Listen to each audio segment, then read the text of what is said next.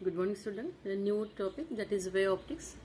Marking will be 5/7. That is compulsory 5 marks and 7 marks with option. So what are the important topics you should discuss or learn for these topics will be first definition, wave front and wave normal. एक marks के लिए आएंगे wave front के लिए 1 marks, wave normal के लिए 1 marks. उसके बाद में next topic is primary and secondary source of light, वो भी 1 मार्क्स के लिए आएगा. Huygens principle for 1 marks. Construction of spherical wave front, construction of plane wave front, दोनों में से कोई भी आ सकता है 2 मार्क्स के लिए. This will B for 1 marks.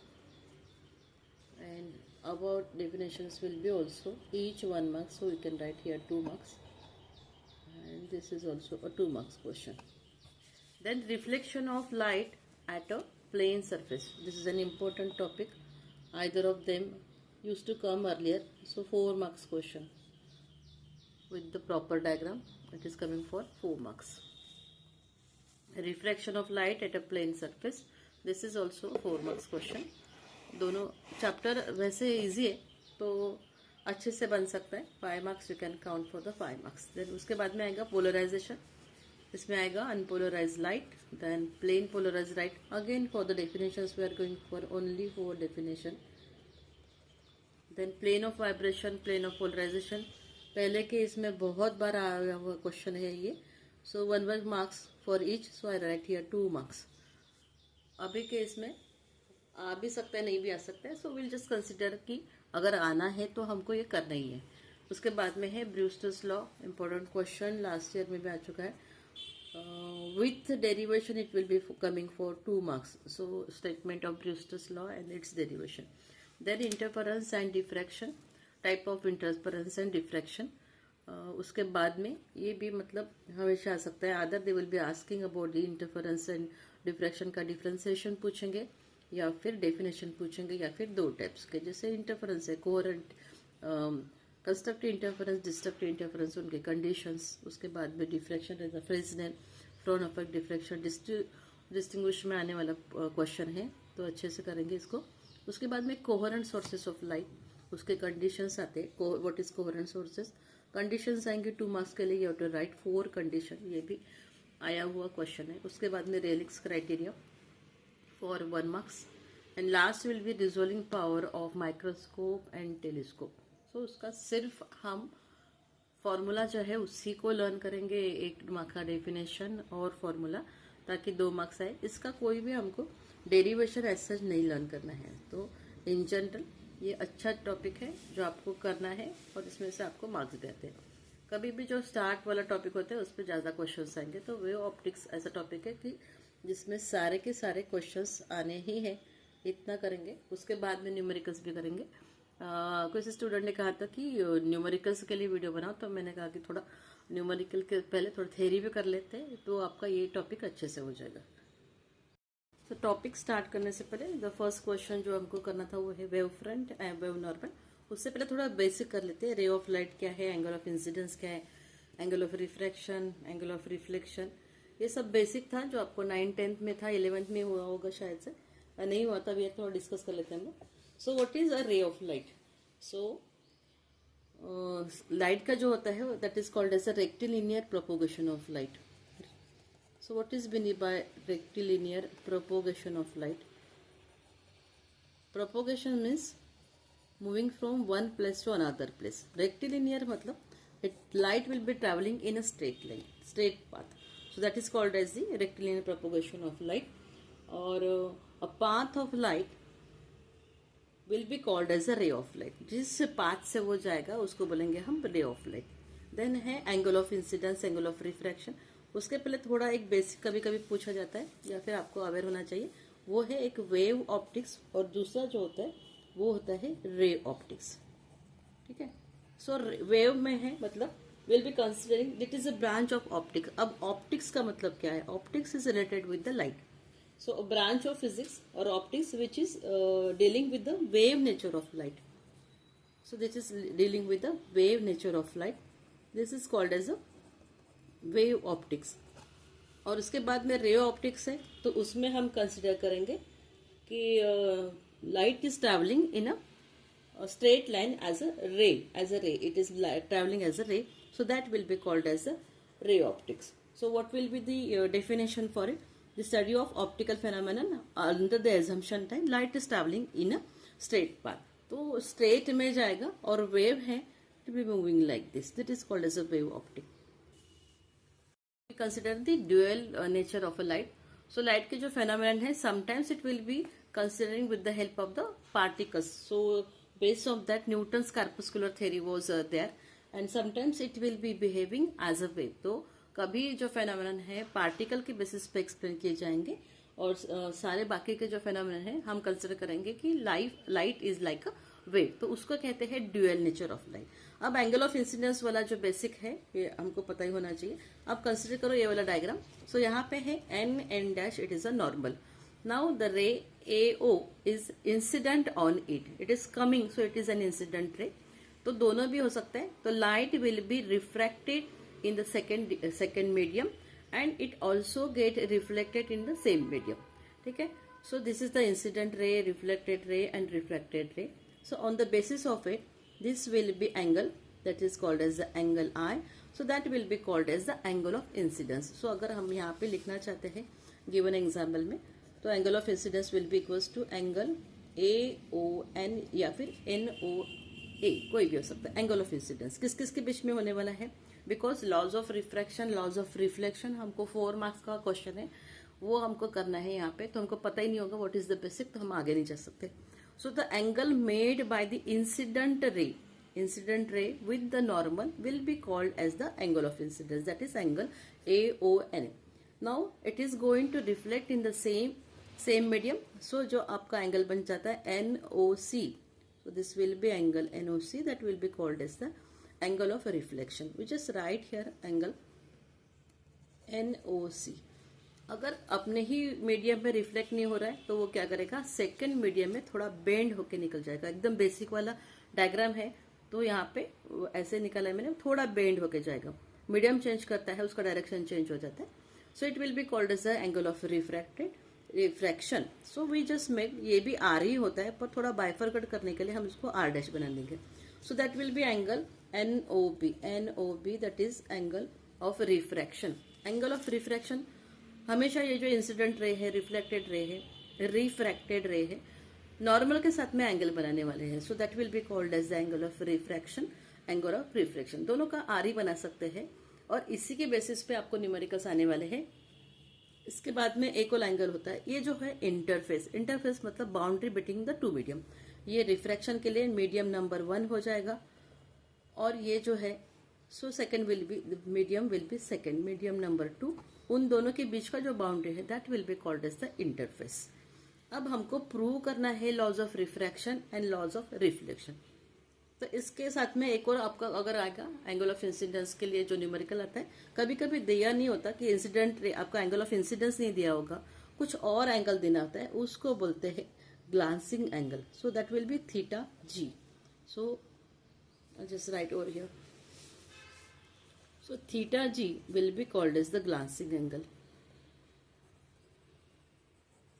Now what is the glancing angle? Glancing angle मतलब इंसिडेंट रे जो है, जो आपके सरफेस के साथ में बनाएगा angle, that we called as the angle of glancing. तो वो डायरेक्ट आपको एंगल ऑफ इंसिडेंस नहीं देंगे, आपको देंगे ग्लांसिंग एंगल. तो अगर आप 90 में से एंगल ऑफ ग्लांसिंग एंगल निकाल देते हो तो आपके पास में फिर आएगा एंगल ऑफ इंसिडेंस. उसके बाद में बेसिक वाला सबको पता होना चाहिए कि लॉज ऑफ रिफ्लेक्शन में क्या प्रूव करना है आपको. That is angle of incidence will be equal to angle of reflection. This is the laws of reflection. जब भी आप लॉ लिखोगे कि हिंस प्रूव, तो हमको लिखना है कि दोनों एंगल सेम है, उसके साथ में incident ray and refracted ray. These are the incident and refracted ray lie on the opposite side of the normal. ये आपका नॉर्मल है, देखिए उसके अपोजिट साइड में है. And again they are living in a same plane, they are in a same plane. ये sentence लिखना जरूरी हो जाता है जब भी आप लॉज ऑफ रिफ्लेक्शन लिखने वाले हैं 4 मार्क्स के क्वेश्चन में, ये जरूरी है. उसी के बाद में लॉज ऑफ रिफ्रैक्शन में क्या है, that is sine of angle of incidence to sine of angle of r, that is angle of refraction. मतलब कौन सा, ये और इन दोनों के बीच के sine i upon sine r will be equal to the refractive index and which is nothing but the Snell's law. So this you are going to ये बड़ा वाला क्वेश्चन जो है 4 मार्क्स का क्वेश्चन लेते हैं, ये आएगा। तो ये सब हो गया आपका wave optics and angle between them. The next definition will be for wave front, आने ही वाला है क्वेश्चन 1 मार्क्स के लिए, तो आता ही है। So the locus of all points of the medium which are having in the same state of phase और in a same state of vibration at a given instant of time will be called as a wavefront। अब क्या चीज है ये, तो जैसे यहाँ suppose this is the source of light, यहाँ से वेव्स बनी स्टार्ट होगी। आपको पता है कि ट्रांसवर्स वेव ऐसे क्रेस्ट एंड ट्रफ के साथ में होगा, तो एट ए टाइम ये सारी वेव्स निकलने वाली है।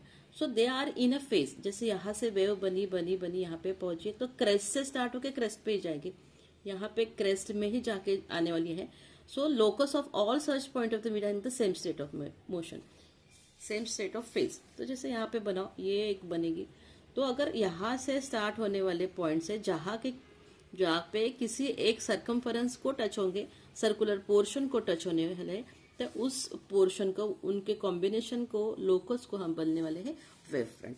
ठीक है। So the all the points which are in a same state of vibration, और फेज भी बोलता है उसका, मोशन भी बोल सकते हैं हम लोग, सेम स्टेट ऑफ मोशन या फिर सेम स्टेट ऑफ फेज। तो यहाँ से जो पार्टिकल एकदम से, जैसे कंसिडर करो कि भाई बच्चे हैं सेंटर से दौड़ के यहाँ पे रीच हो गए, तो वो सारे के सारे की जो लोकस बनेगा उसको हम बोलने वाले हैं वेव फ्रंट। अब वेव फ्रंट जो होते हैं वो 3 टाइप्स के होंगे, एक होता है spherical wave front, cylindrical wave front, plane wave front. तो ये किसके लिए कंसिडर करने वाले हैं, because what is the source of light, sun is the universal source of light and you are getting the ray of light, और light daily basis पे आपको मिलता है। तो किस तरीके से वेव फ्रंट होता होगा, तो स्पेरिकल है, सिलेंड्रिकल है, या फिर प्लेन वेव फ्रंट है। तो स्पेरिकल वेव फ्रंट के लिए वी जस्ट कंसिडर कि कैसे कैसे बनेंगे ये तीनों टाइप्स के wave front, will just see. अब जो स्पेरिकल वेव फ्रंट बनता है उसके लिए source will be at finite distance. ठीक है। सपोज जैसे हमने वाटर ड्रॉप कर दिया, स्टील वाटर में वी जस्ट ड्रॉप, और वाटर ड्रॉप करेंगे, स्टोन ड्रॉप करेंगे, तो जैसे ही हम ड्रॉप करते हैं तो ऐसे वेव्स बन जाती है। ठीक है। So that will be called as the spherical wave front. So for spherical wave front the source of light will be at a finite distance. For cylindrical source will be like an slit, slit मतलब ऐसे बीच में से, suppose आपके घर में कोई door है जिसके बीच में एक कोई व्हाट वी से, इट इज स्लिट, मतलब जैसे कोई गड्ढा होगा उसमें से रे ऑफ लाइट जाती है, so that will be called as. तो सिलेंड्रिकल वेव फ्रंट ऐसे बनेंगे, बीच में आपका स्लिट रहेगा और सराउंडिंग में आपका वेव फ्रंट बनेगा, मतलब किस तरीके से लाइट वहां से पास होंगी, so that will be called as the cylindrical wave front. या फिर प्लेन वेव फ्रंट कब बनेगा, जब आपका source of light is at a infinite distance. तो स्टील वाटर में हमने स्टोन ड्रॉप करने के बाद में जो टाइप ऑफ वेव फ्रंट बनने वाला है, so it is not a wave front, it is related to the water, water की वेव जाके कहीं जाके रुक जाएंगे, तो वो हो जाता है वेव फ्रंट। पर हम कंसिडर करने हैं अभी लाइट के लिए, सो जस्ट कंसिडर कि लाइट का भी ऐसे ही होता है स्पेरिकल के लिए। So finite source of light के लिए हमको स्पेरिकल वेव फ्रंट बनने वाला है। लाइक वी कैन सी कि ये एक जैसे ये वेव्स बनती जाती ना, जब तक उसके किनारे पे ना चले जाओ, ऐसे आपके पास में वेव फ्रंट बनते जाएगा, ये होगा आपका स्पेरिकल वेव फ्रंट। जहाँ आपको हमको पता है कि कहाँ से वाटर ड्रॉप करोगे, तो सोर्स मतलब जहाँ जो लाइट देने वाला है, जैसे सोर्स ऑफ लाइट हमारे पास में यूनिवर्सल सोर्स ऑफ लाइट है सन, तो उसके लिए वजह से फाइनाइट की वजह से हमारे पास में बनने वाला है स्पेरिकल वेव फ्रंट।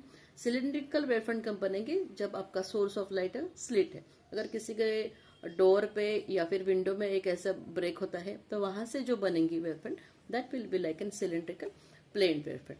अब हमारे पास में जो आता है डेली जो light coming, it is because sun it is a infinite distance from us, so daily we are getting the plane wave front, मतलब किस तरीके से लाइट हमारे तक पहुंच रही है, so in the time of plane wave front, that was the basic you should learn.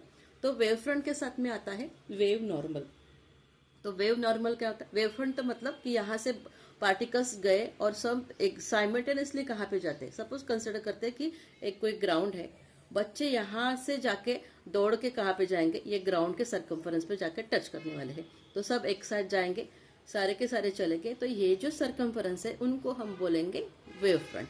That is the locus, locus मतलब combination of all the points which are in a same state of vibration, यहाँ से लेके at a time simultaneously at a time यहाँ पे पहुंच गए।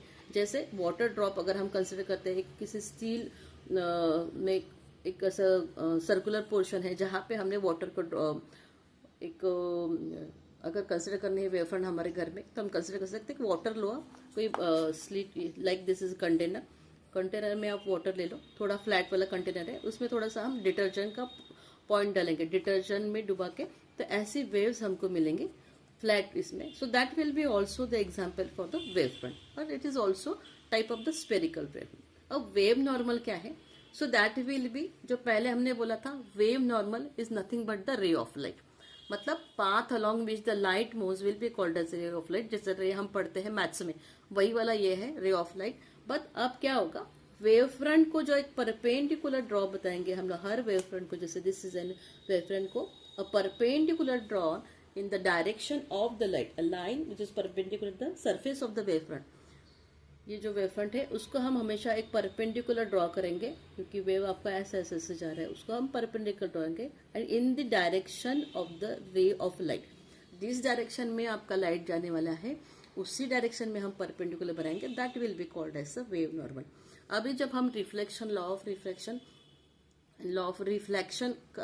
Refraction का जब डेरिवेशन देखे, तो वो सारे जो रे ऑफ लाइट है वो nothing but the wave normal है. तो वेव नॉर्मल हमको पता है, सिर्फ उसका नाम अलग है, तो फिर हमको पता नहीं चलता कि वेव नॉर्मल क्या चीज है.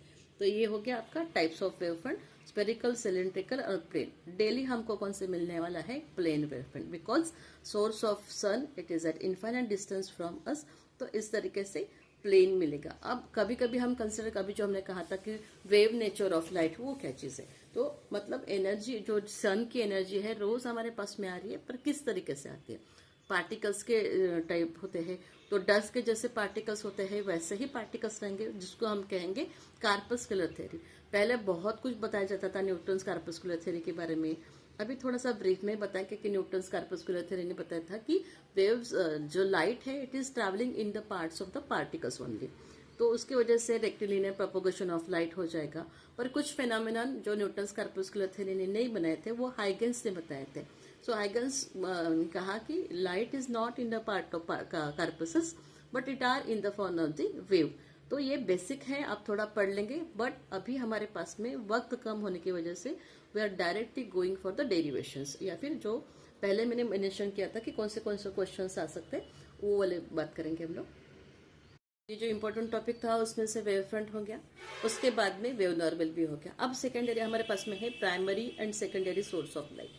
अब नाम से ही पता चलता है प्राइमरी और सेकेंडरी में क्या होता है. प्राइमरी मतलब ऐसा सोर्स ऑफ लाइट है जिसका खुद का अपना सोर्स ऑफ लाइट होता है, मतलब जो खुद ही लाइट एमिट कर सकते हैं. That will be called as the primary source of light. For example sun will be the primary source of light. Tube light जो है, बल्ब है, वो सारे जो है वो प्राइमरी सोर्स ऑफ लाइट हो जाएंगे. और मतलब they can have their own light जो होते हैं खुद ही जनरेट कर सकते हैं.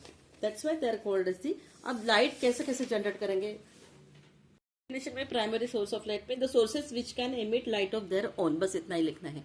2 मार्क्स के लिए, मतलब 1 marks for primary, 1 marks for secondary.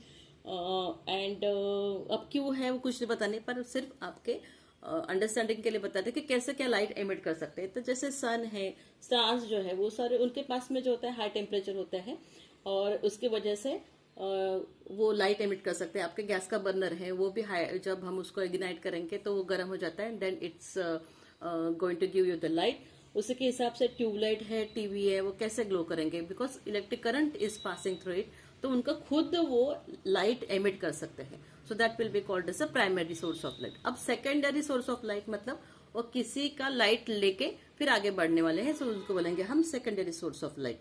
Secondary source of light का डेफिनेशन क्या होगा? The sources which do not produce light of their own, खुद का लाइट प्रोड्यूस नहीं कर सकते, but receive light from the some other sources, either reflected और scattered it.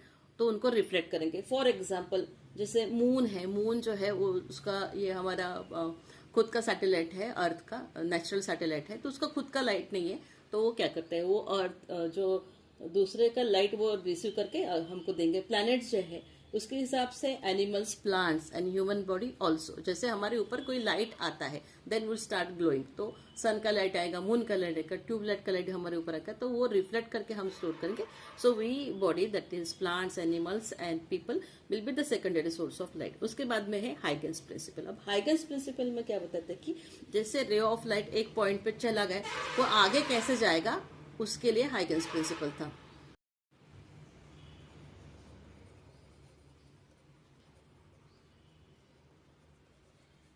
So Huygens principal मतलब, अब ये क्या कहते हैं, each point on a wave front acts as a secondary source of light emitting secondary waves in all direction and which travel with the speed of light in the wavefront। मतलब जैसे ही अब यहाँ से वेवफ्रंट पहुंच गया, कहाँ तक पहुंचा, यहाँ पे सारे पॉइंट्स बन गए। अब ये हमारा था सोर्स जहां से वाइब्स मिलते हैं, ये होगा आपका प्राइमरी सोर्स। इन जनरल पहले कंसेप्ट समझ लेते हैं कि व्हाट इज द प्रिंसिपल, इसको हमको कंसिडर करने की क्या जरूरत है कि सोर्स जो लाइट है यहाँ तक पहुंच गया, फिर आगे भी तो रोज ही आ रहा है ना, ऐसा तो नहीं कि यहाँ पे जाके रुक जा रहा है, नहीं आ रहा है। Daily it is coming to us, हम जहां पर भी बैठे हैं, जहां पर भी खड़ी है अर्थ पे, वहां तक लाइट पहुंचता है। तो यहाँ पे जाके फिर क्या होना चाहिए, तो प्राइमरी सोर्स ऑफ लाइट यहाँ तक पहुंच गए, तो व्हाट इज हाइगेंस सेज कि सोर्स ऑफ लाइट यहाँ तो जैसे पर, तो each particle now it will be, जहां जहां ये लाइट पहुंचेगा, now it will be behaving as a secondary source of light. जैसे हम हैं, हमारी बॉडी है सेकेंडरी सोर्स ऑफ लाइट, तो यहाँ पे जाके ये फिर से यहाँ से लाइट हमको आगे पहुंचा के देंगे। और इसके हिसाब से हम कंसिडर कर सकते हैं कि लाइट कैसे रिफ्रैक्ट करता होगा, रिफ्लेक्ट करता होगा। इसलिए हाइगेंस प्रिंसिपल को लर्न करना और अंडरस्टैंड करना, कंसेप्ट को अंडरस्टैंड करना कि इसी हिसाब से सब कुछ, यही हमारा बेसिक है। So what was the statement, each point on the wave front acts as the secondary source of light emitting secondary waves in all direction. मतलब जैसे ही यहाँ पे होगा, यहाँ पे वो अपना सेकेंडरी वेव फ्रंट आगे बताते जाएंगे।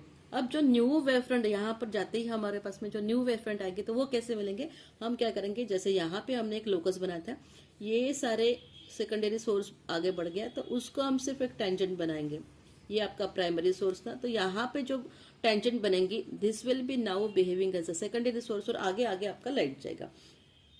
So the new wavefront can be obtained by taking the envelope to all the secondary wavefront in the forward direction, and this will be this is how the light is considering। और अब जैसे हम consider करते कि भाई यहाँ ये एक वेवफ्रंट हमको मिल चुका है, सेकेंडरी वेवफ्रंट। हमने कहा कि इतने जो पार्टिकल्स है, कोई भी हम सर एक और दो तीन कंसिडर करते हैं, पर बहुत सारे पार्टिकल्स है।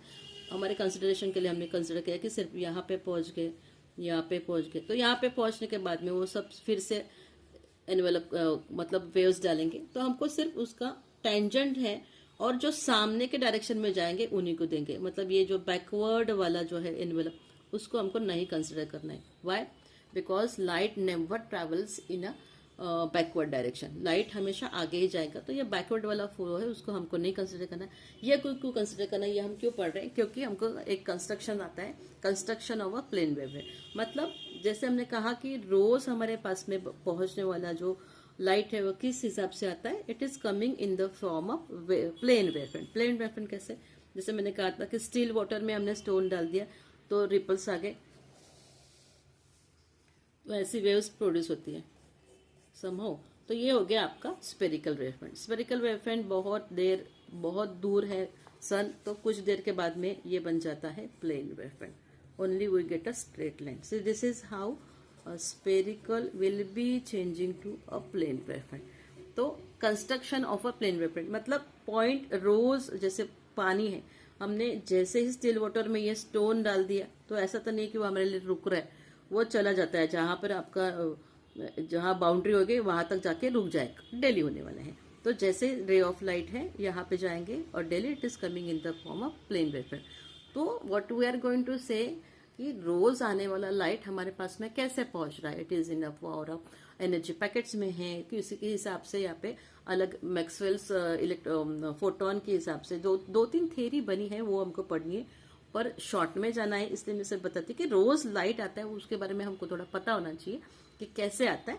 तो पहला है आपका spherical wavefront, it will be coming as a plane wavefront. तो कंस्ट्रक्शन करेंगे कि भाई पहला स्पेरिकल था तो दूसरा भी स्पेरिकल वेवफ्रंट था, उसके कंस्ट्रक्शन के लिए 2 मार्क्स देते थे। इसके बेसिस क्या है, इसके बेसिस का प्रिंसिपल है हाइगेंस प्रिंसिपल, कि जैसे हम कहते हैं ना कि एनर्जी यहाँ से यहाँ तक गई, फिर वहां पे दूसरा सोर्स ऑफ लाइट बनता था, फिर वो आगे एनर्जी लेके जाता है। जैसे हम कंसिडर करते हैं इन अ टीम, तो हम कंसिडर करते हैं कि भाई किसी ने कोई चीज यहाँ पर लेके गई, तो फिर वो काम आगे बढ़ते रहता है, तो वैसे ही हमको कंसिडर करना है कि हाइगेंस प्रिंसिपल, ये रे ऑफ लाइट यहाँ पर पहुंच के फिर आगे जाएगा। जैसे वाटर वेव्स कब आगे आगे आगे जाती है तो एनर्जी पास ऑन होती है एक जगह से दूसरी जगह पे। तो ये था वाटर का एग्जाम्पल, सिर्फ एक्सप्लेनेशन के लिए स्पेरिकल वेवफ्रंट कैसा होता है। पर हमारे पास में आने वाला रोज का वेवफ्रंट जो होता है plane wavefront. This was all the basic about the wave optics and will be learning in the next video what was the important questions हम नेक्स्ट वाले वीडियो में कंसिडर करेंगे और एक्सप्लेन करेंगे।